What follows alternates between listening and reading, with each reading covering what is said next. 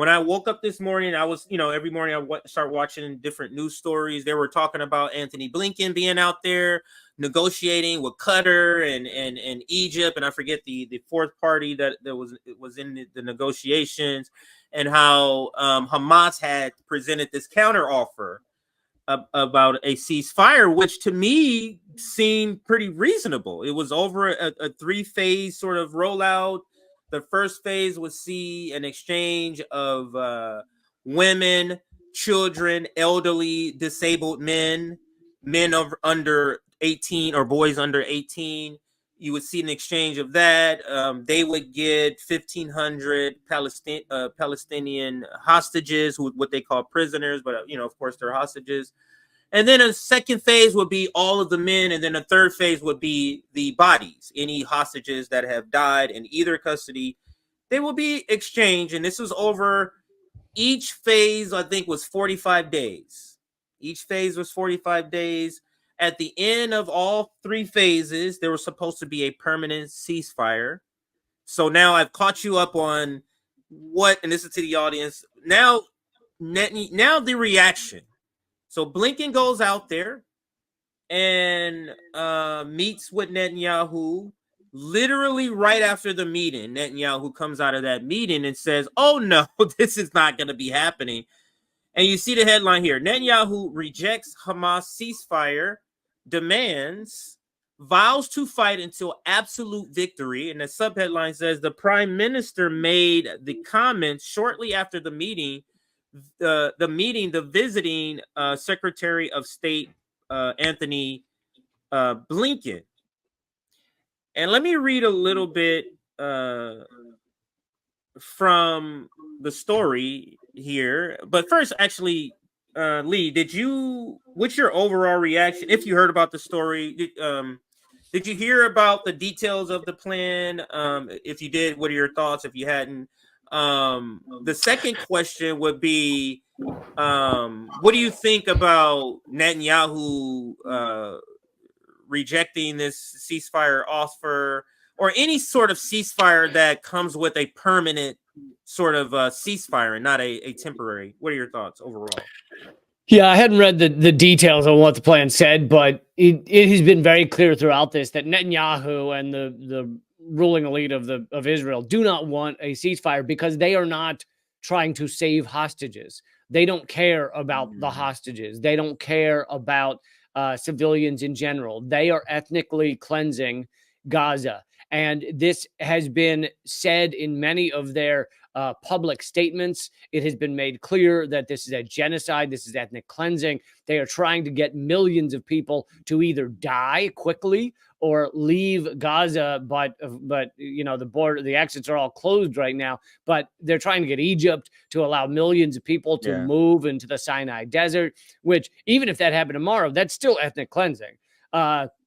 This is just a straight up genocide. And the idea that it's like, Israel has to get perfectly exactly what they want from Hamas in order to stop genociding. It doesn't. Once Israel decided they were going to commit genocide, which was about day 2, it's no longer about what Hamas requested or what Israel's going to.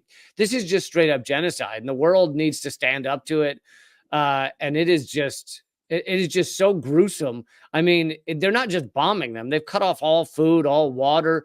People are barely surviving. Israel is hoping as many people die from disease. That's why they're bombing hospitals. As many people die from disease and starvation as are dying from bombs. This is just straight up ethnic cleansing. And Israel's barely even tried to hide that they're committing genocide. I mean, some of the quotes, calling them animals, calling them insects, saying even babies aren't innocent. This is genocidal talk. Yeah, and I mean, I just don't see any way out for this for the United States, for Biden. I don't see any sort of good outcome.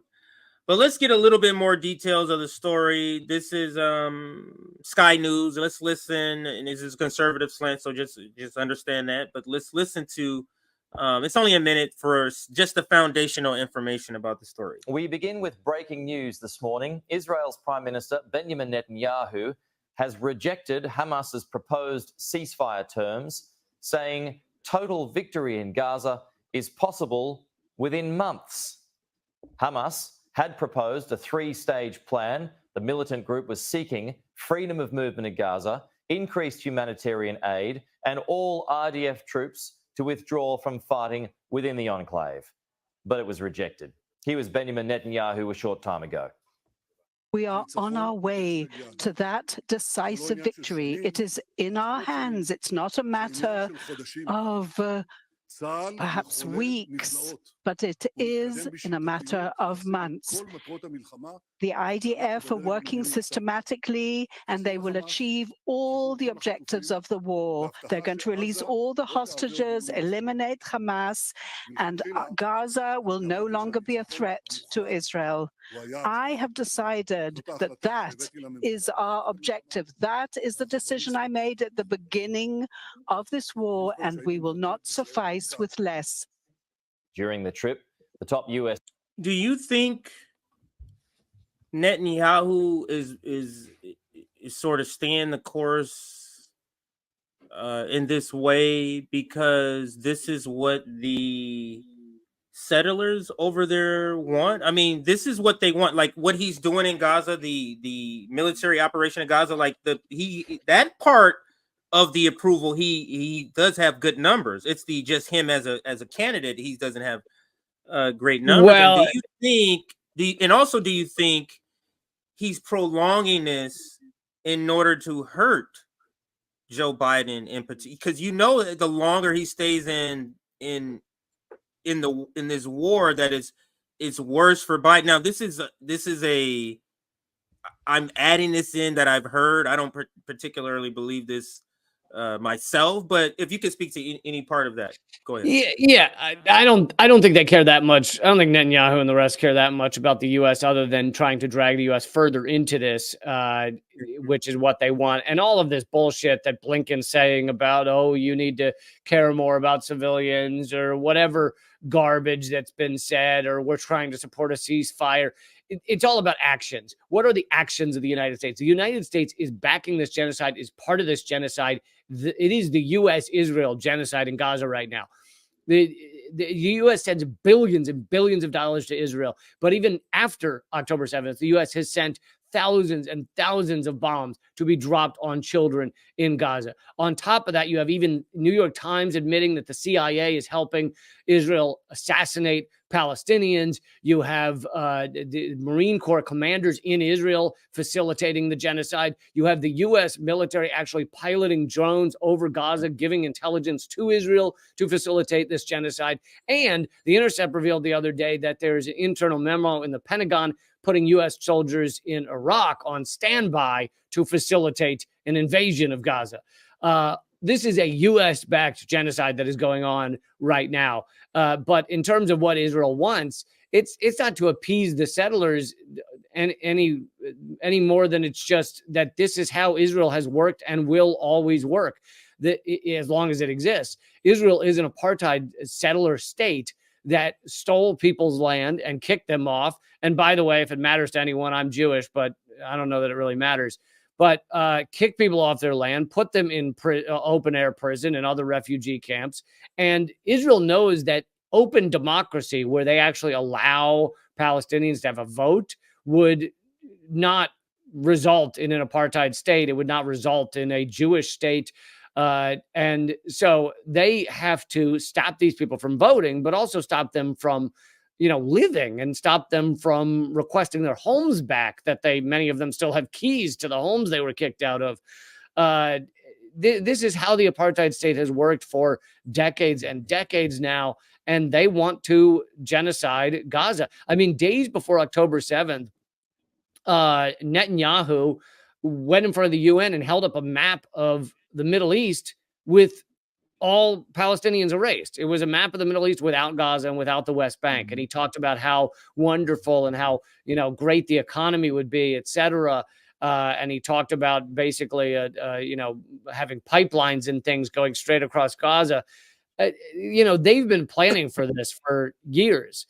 And that is why it doesn't matter about the hostages. I mean, Israel's already killed, and the hostage families, many of them get this. They've been protesting Netanyahu. They have stormed into the government offices demanding that he actually care about these hostages and try and release them. But they don't. Israel doesn't care about the hostages. They are committing genocide, and that is their goal. Absolutely. And just to read another headline on the same story, Blinken said to tell Netanyahu that he will think about the thousands of children killed in Gaza all his life. This is the equivalence of thoughts and prayers that he will be giving. That's essentially what he's saying. And I love Nick's take on this. And he says, Anthony Blinken told Benjamin Netanyahu that he would have nightmares about the Palestinian children that he helped kill for the rest of his life. Blinken the butcher deserve way worse. Blinken getting off scot-free after this would be another grave injustice to humanity. And that's a great point, because Anthony Blinken, one thing you can say, he's going to go down in history. You're the Secretary of State that oversaw a genocide. Not too many Secretary of States will be able to go down. Well, actually, I don't know if I can say that, not too many. But I should say a handful or two handfuls of Secretaries of State will go down. He's gonna definitely. I mean, Blinken has no pupils in his eyes. I mean, he's a straight up psychopath. So.